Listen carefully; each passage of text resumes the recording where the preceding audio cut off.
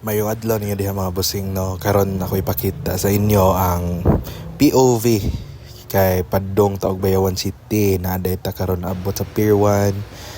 Din niya mi diha kay nag-check-in mi sa mong baggage, then sakto ra sad kaayo paggawas na may sa among boarding gate. Atong unit diay nga sakyan ron is ang Ocean Jet 788 mga busing, and makita ninyo nga grabe pa jud kay init ang adlaw kay sumawa na kahibaw kani nga trip is nigikan og alas 8:20 sa buntag ug moabot ni siyas Dumaguete around 12 PM na.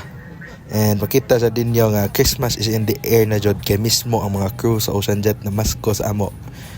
And pakalipay tanahon kay happy sila. And abot na ta sa Dumaguete everyone. Na-delay lang atong biyahe ani pero at least safe niya. Pag abot yun naman sa Dumaguete kay grabe kabalod ang ilang pier. Pero okay lang. Lipong gamay pero okay.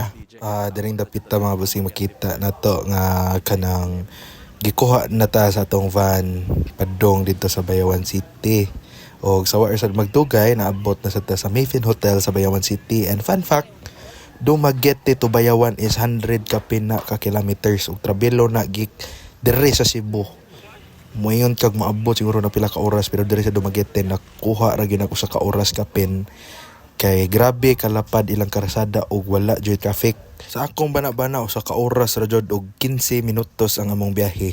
Mo average siguro mga 160 to 170 kilometers per hour ang dagan ni Kuya Driver. And pag-abot lang jud namo sa hotel, way duha-duha kay gigutom man, gusla man kayo, mga on sa jud da. Relax gamay. Dayon sa Warsad Magdugay, gikuha na sad mi sa mong van Padong dayon ta sa ilang boulevard.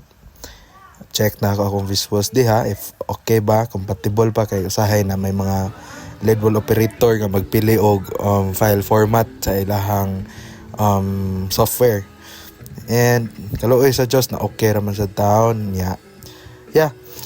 Dili kayo daghan ang tawo karon mga busing, and mauman jud na ang kamotoran. Usahay ang atong expectation nga dako dili jud ma-meet.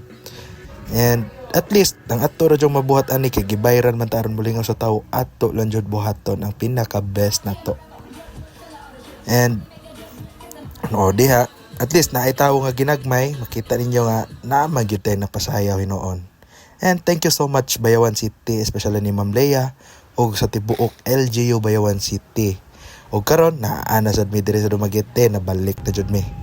Kay mo balik na sad mi Cebu kay naa na pud mi lain nga event. Kapoy pero alegre. This is DJ Kan. Thank you so much.